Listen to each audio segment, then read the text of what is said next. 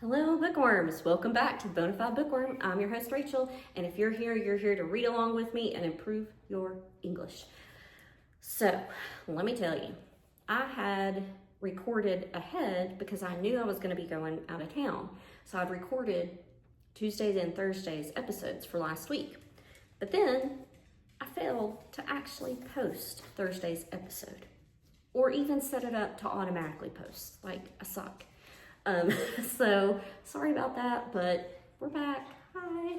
I don't have a review right now.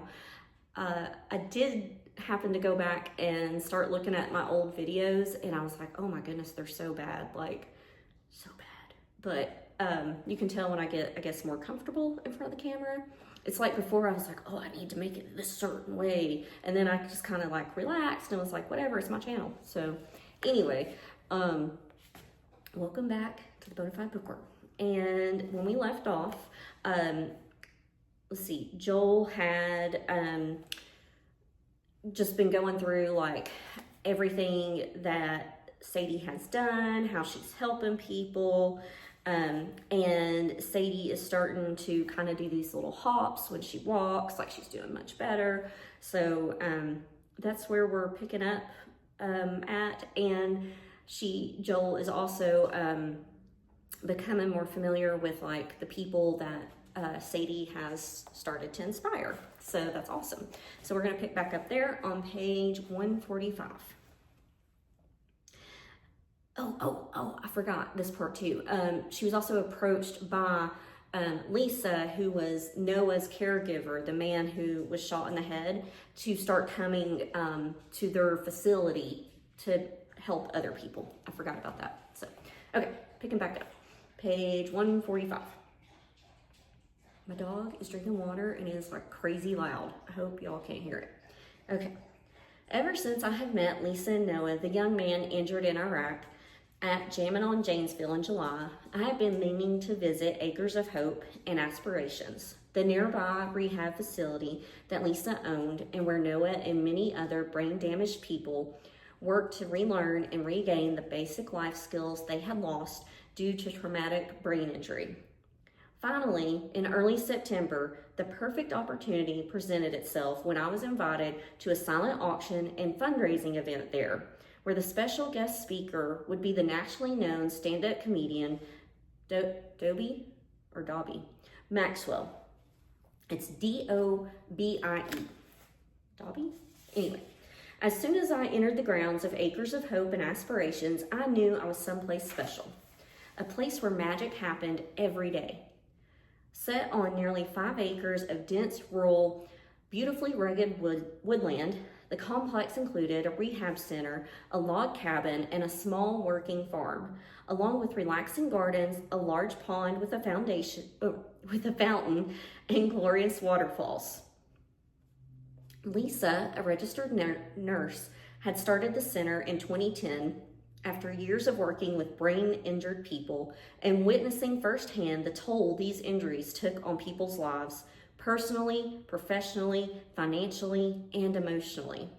She was committed to creating a warm, nurturing, supportive environment, completely opposite to the cold, clinical, sterile environment of most hospitals and rehab centers, where the beauty of nature and the love of animals could play a major role in the healing process. Care at Acres of Hope and Aspirations was available as day treatment, respite care, or short and long-term rehabilitation. And all care was provided by RNs, CNAs, and certified rehab case managers. Acres of Hope and Aspirations' 2 mottos were, where healing is nurtured by nature, and where ordinary rehab is transformed into the extraordinary. I thought to myself, the mottos are certainly appropriate. This place is extraordinary. I wandered the grounds, feeling the first chill of autumn in the air and noticing the first edges of orange, red, and goldenrod in the leaves of the majestic oak and maple trees. Everywhere I turned, I was struck by the understated grace and beauty of the place. The solemn, therapeutic gardens, colorful eruptions of wildflowers, and narrow, winding, muddy paths that led deep into the forest's dark and shadowy heart. As beautiful as the setting was, though, it was the numerous animals that delighted my eye and stirred my soul, all uncaged, unrestrained, and wandering the grounds freely. Pet deer, a miniature donkey, ponies, duck, geese, chickens, tortoises, peacocks, cats, and rabbits. The animals were part of Creatures of Rehab, a program of animal-assisted therapy that Acres of Hope and Aspirations offered its patients. By helping care for the animals, the brain-injured patients enhanced their cognitive skills and self-esteem while simultaneously receiving the love, support, and nurturing that the animals provided.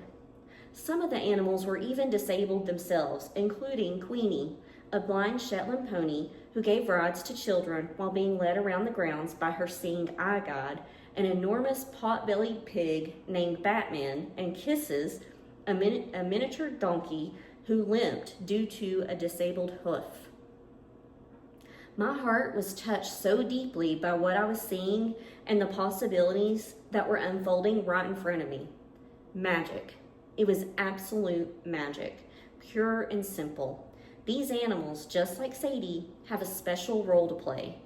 They can be inspiring, they can be symbolic, they can represent hope. Their very presence can be therapeutic. They can touch people on a deeper level, reaching inside to a place beyond words, especially for adults and children with special needs, who may not be able to communicate verbally or in traditional ways. These animals can help people heal their broken bodies, repair their damaged brains, and soothe their troubled souls. This is all part of Sadie's mission. I need to find a way to make it happen. I need to do this. I have received a calling, and it is my life's work now.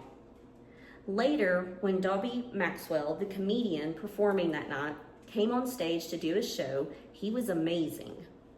A Milwaukee native, now based in Chicago, he toured nationally with his stand-up routine, having appeared with famous comics such as Jay Leno, Jerry Seinfeld, Chris Rock, and Tim Allen, to name a few.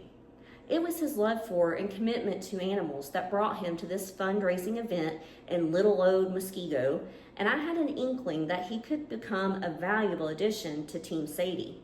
I just had to get up the courage to ask him.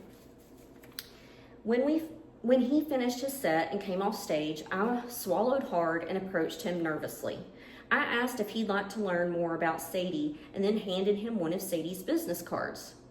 Dobby, a tall, gregarious guy with slicked back brown hair and a big booming voice and an even bigger smile, immediately put me at ease with his warmth and kindness, banishing my nerves. As we talked, he was very interested in Sadie, and even suggested Sadie and I join him as guests on The Mothership Connection, the Sunday night talk show he hosted on WLIP, an AM radio station in Kennesaw. I later learned that Dobby had been involved in a near-fatal car accident in 1993. He was badly injured, and it took him 6 months to learn to walk again. No doubt he was relating to Sadie's saga on a deeply personal level. Dobby suggested I be a guest on his show along with his friend Asia Voigt. Asia Voigt. Of course I knew of her, the famous intuitive guide and animal communicator. It would be an incredible opportunity to have Asia do a reading with Sadie and help me understand what Sadie was thinking and feeling about all she had gone through and the things we were doing now to rehab her. Dobby and I exchanged contact info, and he promised to call me in a few weeks to schedule the radio show with me and Sadie and Asia. As I drove home that evening, excited to tell Sadie all about my amazing day, I thought about all the incredible people I was meeting. Brave Noah and his struggle to walk and talk again after horrific injury. Lisa, a devoted nurse who'd built a sanctuary of hope, healing, and second chances in the leafy Wisconsin woods. Dobby Maxwell, the warm-hearted comic with the razor-sharp wit and the broad, generous soul.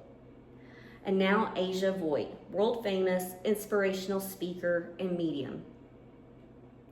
All this is because of Sadie, I thought in amazement as I pulled into my driveway and doused the headlights. None of these people would have come into my life without her. This is Sadie working her life-altering magic on me yet again. Oh, we're going to start a new chapter, so we're going to stop there. Yeah, I actually watched today one of my videos where I did a review of Saving Sadie, and one of the things I talked about was how all Joel did was make a choice between going, helping a dog and not helping a dog, and how helping this dog has transformed her life, and she's been able to help so many other people, So anyway, I hope you're enjoying this book. I know it's kind of a short episode. It's a little late today, and I need to edit it and get it posted, so sorry. But we'll be back on track and on schedule. I'll do some extra recordings this weekend. So wherever you're at, I hope it's great, and I hope you have a great day, week, month, year. But I hope you come back here. Bye.